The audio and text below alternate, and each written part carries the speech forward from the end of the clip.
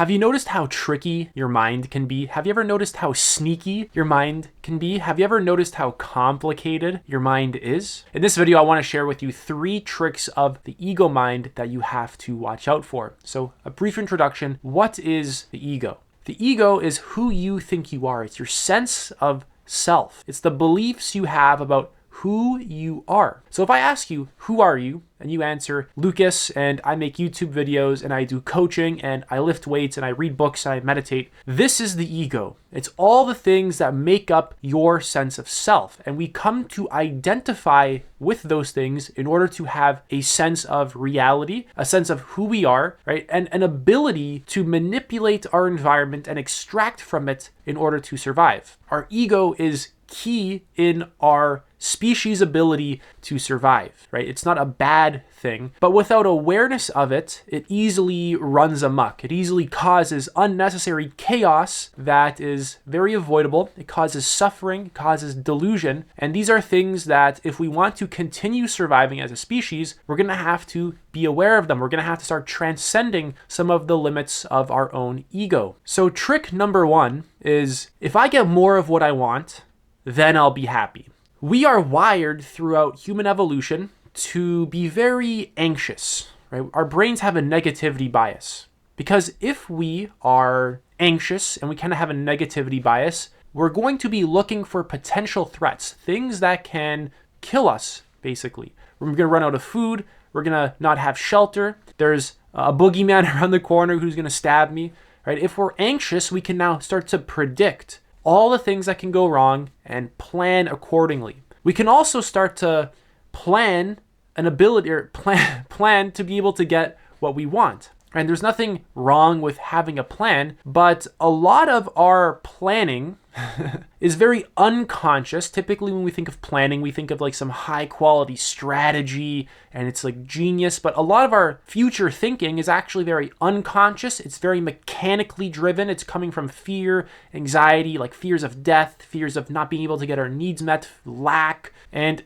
it's precisely all these things that are going to keep us in a cycle of suffering. There's nothing wrong with having a plan to go to the grocery store later to get food, but if you just observe yourself very carefully, you will notice quite a lot of future-oriented thinking that is driven from anxiety within you, from tensions within your body, from repressed energies, basically from an overall sense of something is not right. And this cycle basically keeps us in constant craving, constant addiction, always wanting more. And it deludes us into believing that when reality is the way that we want it to be, then we'll be happy, then we'll be fulfilled. When in actuality, fulfillment is about how you construct your inner world to be. It's more about how you construct your own consciousness to be. It has far less to do with getting money and women and status or like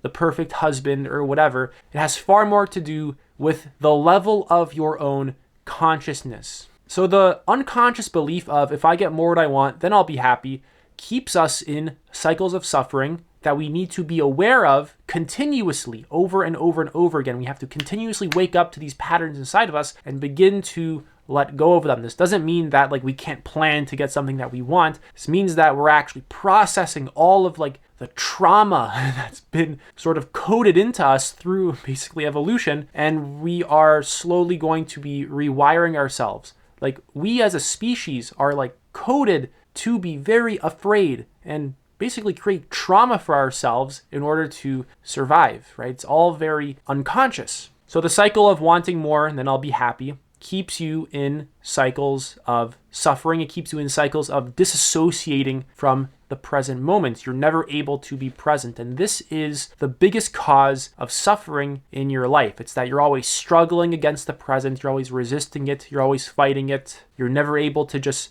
be in it. You're never able to just exist harmoniously with it. You're always in conflict with it. And this is a natural part of human psychology. We want to manipulate the present. We want to extract from it in order to get what we want. This is how we survive. And we have to be aware of this and begin to let a lot of that go and learn how to live more harmoniously with life. If we don't, we're going to die. A pretty extreme, not really extreme, a pretty larger scale example of this is climate change, right? What are we doing? We're manipulating the environment, extracting from it so that we can survive. And unless we become aware of ourselves, we are going to destroy our own homes. We are going to kill ourselves. So there's nothing wrong with this mechanism. The problem is that when we take it to extremes, when we aren't aware of it, when we're just unconsciously acting, now it creates a lot of problems, right? We have to actually be conscious of our own behavior. Trick number 2 is I am my body and I am my thoughts. This is the core of what the ego is. When we're born, we don't have an ego. It usually begins to come online at around the age of 2, when we can begin to recognize, oh, this is me and this is our environment. That's when the fundamental distinction of self versus other is made. That's like a very core distinction within human psychology. Because if we can clearly identify a me and an other, now we know how to feed ourselves. We know how to extract from the environment to basically give to ourselves. This is a very core mechanism for human survival, but it's not existentially true, right? And it doesn't mean that if you transcend your ego, you can't walk up to an apple tree and rip it off the tree and eat it, right? Extract from the environment, basically, manipulate and extract. It doesn't mean you can't do that.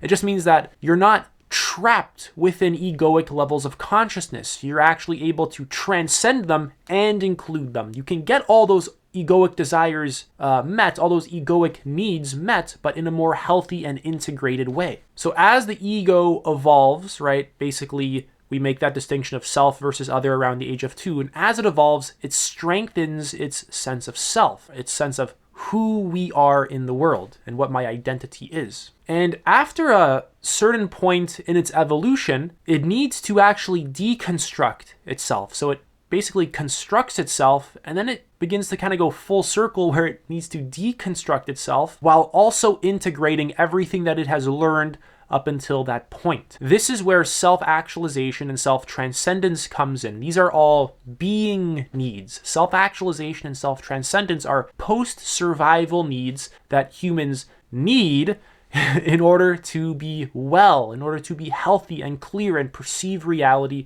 in more accurate ways. When we engage in self-actualization and we are actually present for self-transcendence, right? When we're actually doing this work, this is when the ego actually begins to transcend itself. This is when the ego can realize that it itself is pure consciousness. It's not divided from the environment. It's not separate from its environment. It's actually unified with everything. And the third trick is my belief system is right. Everyone's ego grows up in a particular environment with a particular set of values, with a particular set of thought patterns, with a particular set of beliefs. And in order to survive, we instinctually begin to adapt to that environment. We adapt to the beliefs of our childhood environment, to the practices at our school, our church, our scientific community, whatever environment we are existing in. We need the approval of the people around us. We need a sense of belonging. We need to be able to get what we need, right? And we do that by adapting to the environment. So the ego constructs a sense of self around the beliefs of various environments. And then the ego begins to convince itself that its beliefs, its belief system, its value system, its practices are the best and the most true, when in actuality, that's very false. The ego believes that its point of view of reality is absolute reality, especially when the ego is at lower levels of development. As the ego matures, it can kind of let go of that. It can see various different points of view. It can be more multicultural, right? It can actually have more tolerance for people of like different race and genders and stuff like that. But especially at lower levels of development, it's more dogmatic, it's more closed-minded, it can even be more violent. And it simply believes that its perception of reality is the only truth. Only my religion is correct. Only my country is the greatest. These kinds of thinkings are just this kind of thinking, is just classic ego. And when these values, when these beliefs get questioned, the ego interprets it as a threat to its survival. this doesn't just happen on the mental level. This happens even on a very physiological level. When people begin to question your core beliefs about what reality is and who you are, you have a physiological survival response that gets you stressed, your heart rate increases, you get tense, right? And a perfect example of this is when two people who are very ideological on opposite sides of the political spectrum begin to debate, and they start to get very heated. Heated arguments are such a prime example of this. So as the ego matures, it begins to realize that no particular belief system is 100% true, but some can be more accurate than others. Not all belief systems are just like equal in how much truth they contain.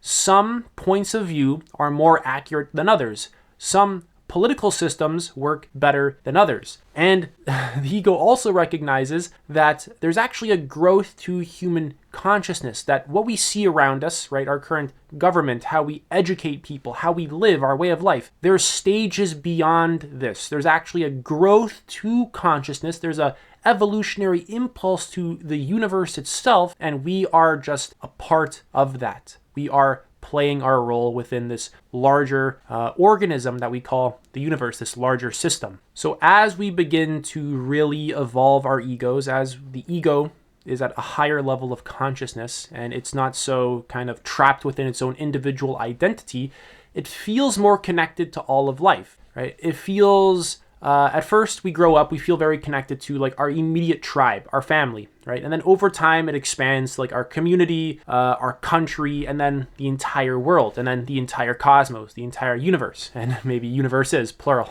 And the ego is built upon selfishness, right? Like the foundation of the ego is selfishness because that's how it survives. There's nothing like, it's not a moral judgment I'm making. It's just the primary things that the ego does is it takes for itself in order to survive. This is what everyone does. As we begin to level up in consciousness, we become more selfless. We actually care about what kind of value we contribute to the world, what kind of impacts we have on other people, the environment, the universe itself. And as our ego evolves, we begin to actually investigate various paradigms, right? The ego mind is now comfortable exploring Christianity, Buddhism, atheism, left-wing politics, right-wing politics, science, like psychology, psychotherapy even. There's biology, there's so much stuff in reality, right? Various practices like meditation, self-inquiry, right? Vipassana retreats. The ego begins to be able to make sense of all this stuff in a more organized way. Whereas before it was either really close to it, and even when it begins to accept it, it's